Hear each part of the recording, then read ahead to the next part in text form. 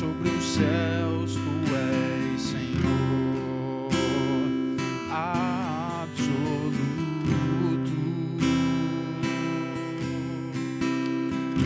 Tudo que existe e acontece, tu sabes muito bem. Tu és tremendo. E apesar desta glória que tens, tu te importas comigo também. E esse amor tão grande eleva-me, amarra-me a ti. Tu és tremendo.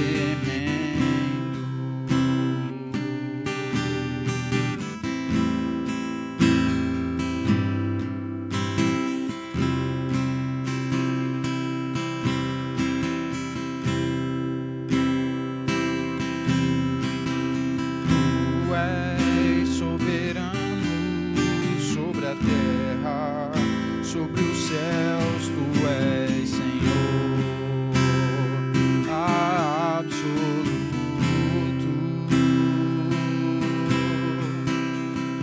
Tudo que existe e acontece, tu sabes muito bem.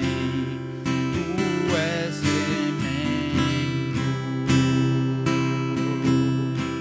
E apesar desta glória que tens, tu te importas comigo também. E este amor tão grande eleva-me, amarra-me a ti. Tu és tremendo.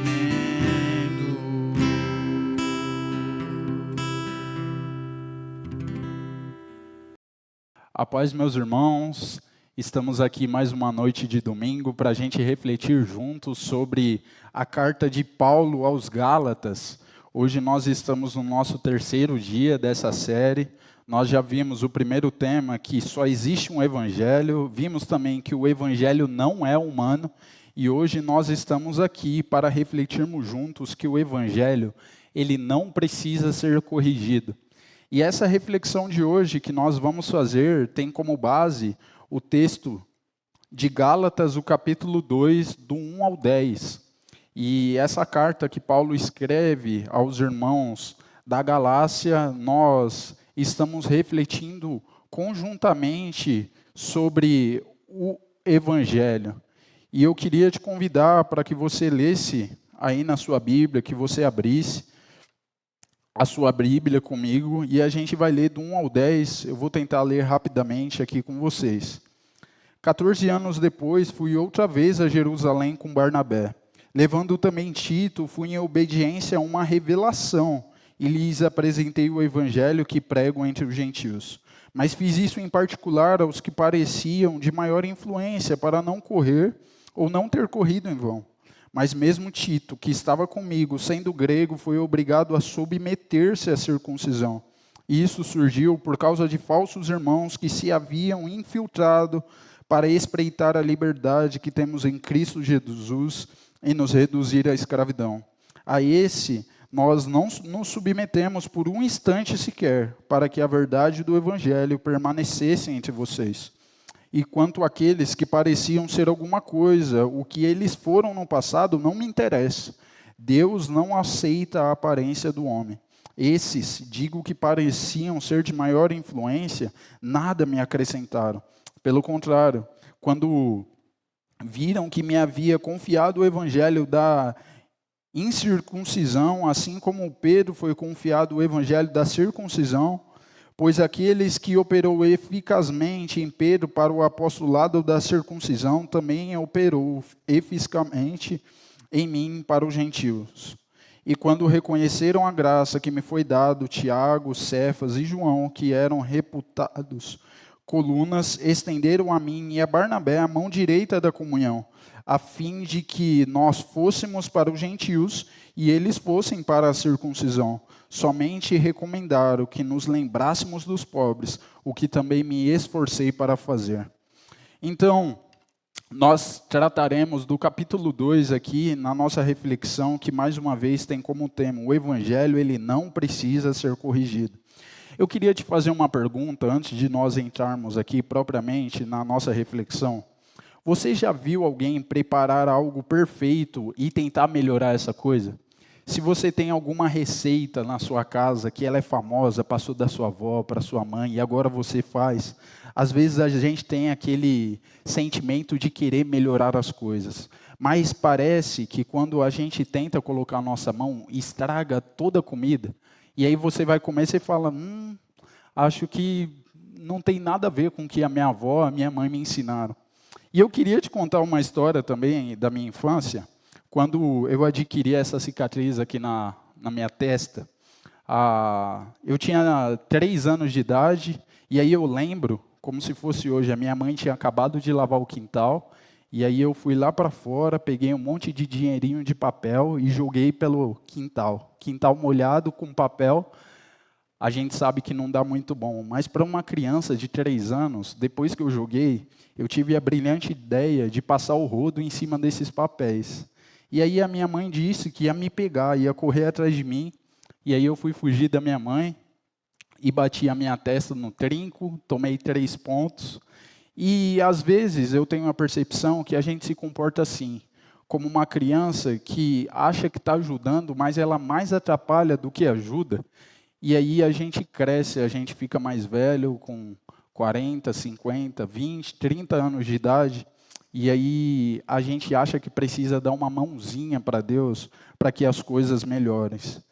E existe uma tentação constante na história da igreja tentar melhorar o evangelho.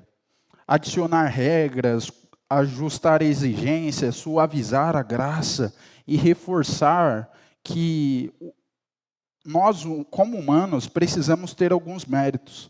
Paulo, ele fala no começo desse texto aqui que a gente leu, que depois de 14 anos ele volta para Jerusalém a fim de anunciar o evangelho.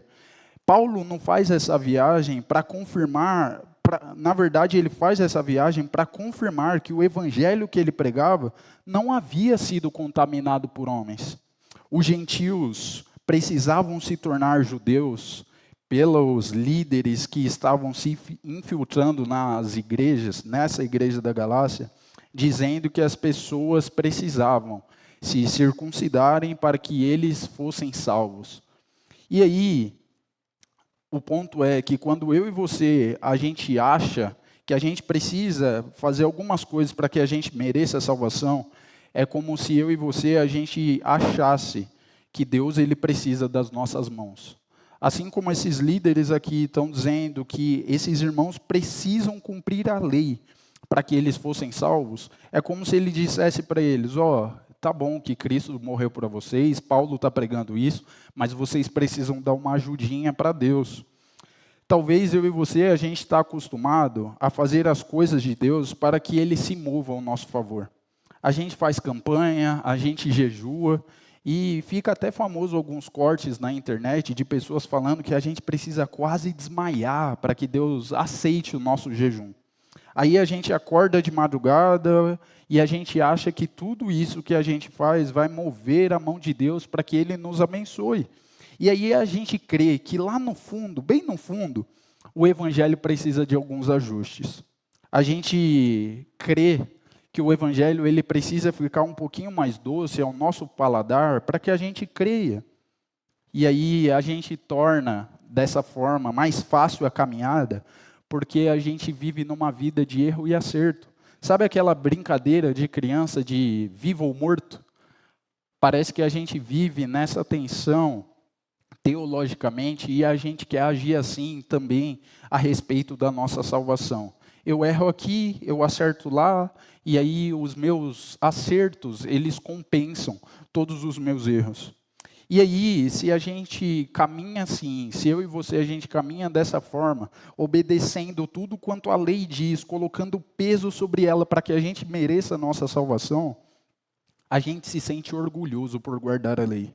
Por isso que eu e você, se a gente se comporta dessa forma, a gente olha para as pessoas de cima para baixo. Porque a gente acha que a gente cumpre verdadeiramente tudo o que a Bíblia diz. E eu queria te fazer uma provocação aqui. Vamos ser sinceros? Eu e você, vamos ser sinceros. Nenhum de nós guardamos a lei com eficácia. Não.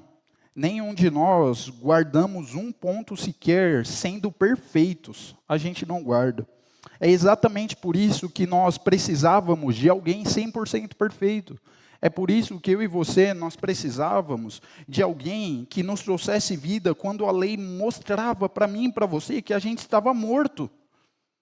Sabe aquela história de que o freguês ele tem sempre razão? Que o cliente ele tem sempre razão?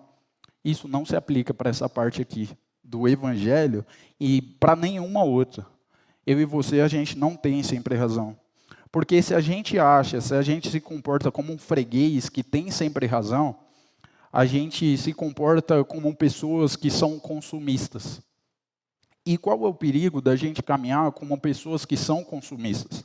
O perigo é que a gente vai entrar na igreja, a gente vai ler o evangelho, a gente vai orar, a gente vai jejuar, e aí a gente vai querer que as coisas aconteçam do nosso jeito. A gente vai querer os bancos do nosso jeito, a gente vai querer a nossa música preferida, a gente vai querer as palavras e as paredes certinhas, a gente vai querer o pastor, os líderes, a forma, tudo do nosso próprio gosto. E o Senhor não me chama e nem te chama para que a gente seja crentes consumistas. Ele não chama pessoas que têm sempre razão. Não, Ele chama pessoas que entendem que fazem parte de uma família. Ele chama pessoas que entendem que fazem parte de um corpo, a fim de que o reino avance. Então esse é o perigo se a gente se comporta como pessoas que querem sempre ter a razão. A gente se torna orgulhoso, a gente se torna arrogante e a gente se acha melhor do que os nossos irmãos. E o ponto é que, mais uma vez, nesse texto aqui, a verdade ela sempre cumpre o seu papel.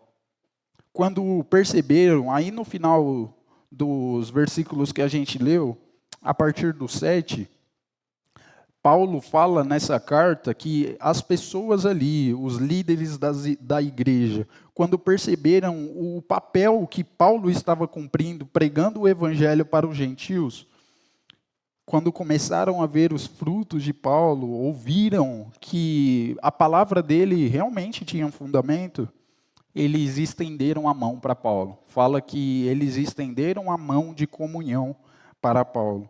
Antes, esses líderes da igreja que Paulo apresenta nessa carta, eles resistiram, mas depois eles abaixam a guarda e entendem que o evangelho ele não faz acepção de pessoas. Assim como Paulo está dizendo aqui, que uns foram chamados para pregar para os judeus, eles entendem que Paulo foi chamado para pregar para os de fora. E assim como Paulo diz em Romanos, o capítulo 1, o evangelho, ele não tem um poder. O evangelho, ele é poder para a salvação de todo aquele que crê. E ele está dizendo isso aqui no capítulo 1, como nós vimos nas outras reflexões também. Paulo, mais uma vez, reforça que a verdade, o evangelho, a verdade do evangelho, ela sempre cumpre o seu papel. E eu queria te fazer lembrar, a gente já está caminhando para o fim, mas que você lembrasse da história de Jó.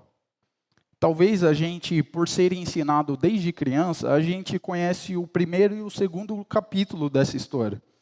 Só que se você abrir a sua Bíblia, você vai ver que tem mais 40 capítulos de Jó para frente.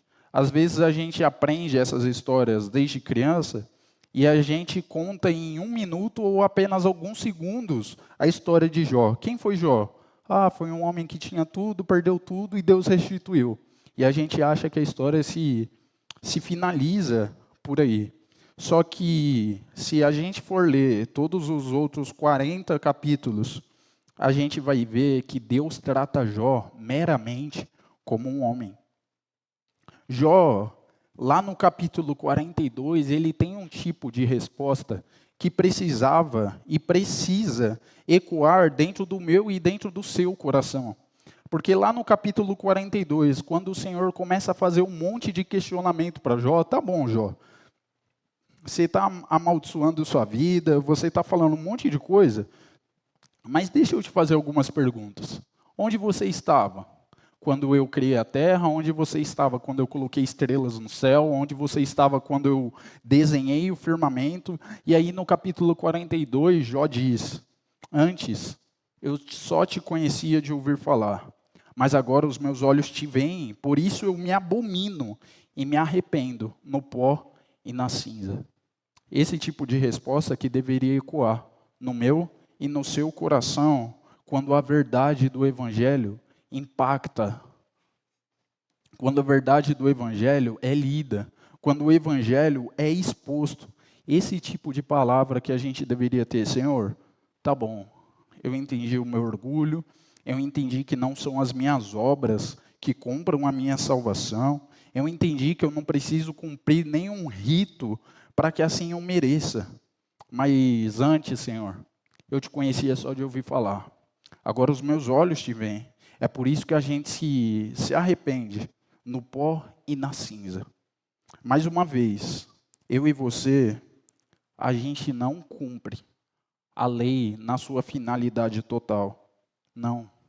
Nós caímos no passado e nós ainda caímos no presente. Mas o nosso exemplo de vida, Jesus Cristo, esse não. Ele cumpre a lei e ele é e foi obediente até a morte de cruz. Ele não dependeu nem 1% da nossa aprovação para que ele fizesse o que fez. Porque o Senhor não precisa de aprovação humana para que ele seja Deus. Lembre-se, mais uma vez, eu e você, nós somos apenas como Jó.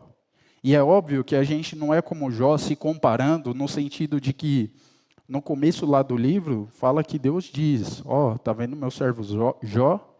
Não existe nenhum igual a ele. Ele é justo, mas não nesse sentido que a gente se compare, mas no sentido de que eu e você, nós somos homens limitados, assim como Jó foi.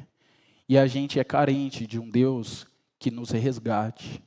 É por isso que eu e você, nós fomos alvo dessa graça que é um favor imerecido, porque a lei não teria poder de nos salvar assim como o Evangelho foi.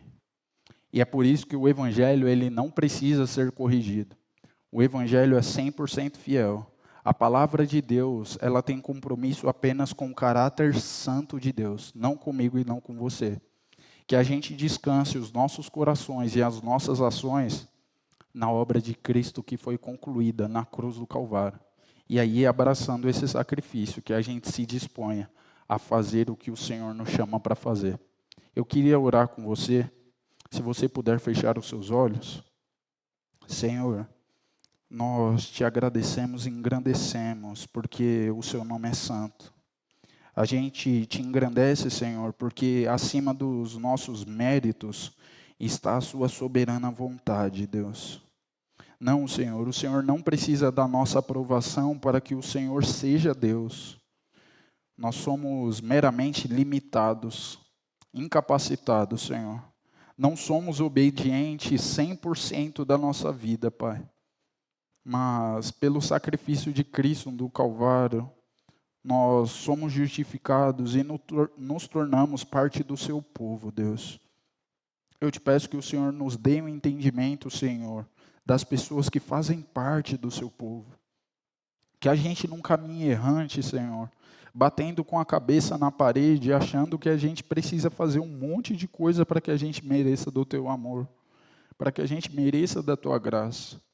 Mas que a gente descanse, Senhor, cada dia mais na obra de Cristo Jesus, que morreu por pecadores iguais a nós. Quebranta todo o nosso coração, Senhor. Quebranta o nosso orgulho, as nossas vaidades. Quebranta, Senhor, até o tipo de amor falso que a gente carrega e insiste em carregar em nossos corações. Mas que a cada dia a gente seja, Senhor, tornado à tua imagem e semelhança, para que a gente manifeste o teu reino em tudo o que fizermos, em tudo o que falarmos, em tudo o que amarmos. E mesmo quando errarmos, que a gente se volte a ti e glorifique ao único que é digno de toda a nossa adoração, Pai. É o que eu te peço nessa noite e te engrandeço em nome de Jesus. Amém. E é isso, meus irmãos e minhas irmãs, nós estamos caminhando para o encerramento de mais um momento de reflexão e adoração a Deus. E eu queria terminar esse momento agradecendo por todos vocês que estiveram com a gente nesse momento conectados, que Deus possa continuar abençoando você e toda a sua família. E antes da gente de fato encerrar, eu gostaria de passar alguns avisos para vocês. O primeiro aviso é referente ao nosso discipulado, que ele começou agora nesse mês de maio, e ele será sempre no segundo e no quarto final de semana, no segundo e no quarto sábado. O nosso discipulado ele começa às 14h30, no segundo e no quarto sábado de cada mês.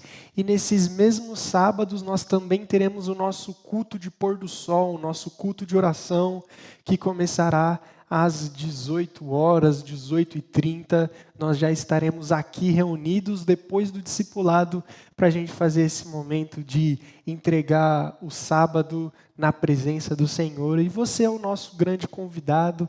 Nós teremos toda a honra de poder receber todos vocês, tanto para o discipulado quanto para o pôr do sol, que eles acontecerão sempre no segundo e no quarto sábado de cada mês.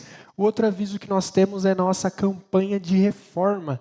Nós aqui da Promessa Tatuapé estamos reformando aqui nossa igreja e nós contamos com o seu apoio, com a sua contribuição, com a sua ajuda, para que esse ambiente seja um espaço onde as pessoas consigam se conectar cada vez mais facilmente com o Evangelho.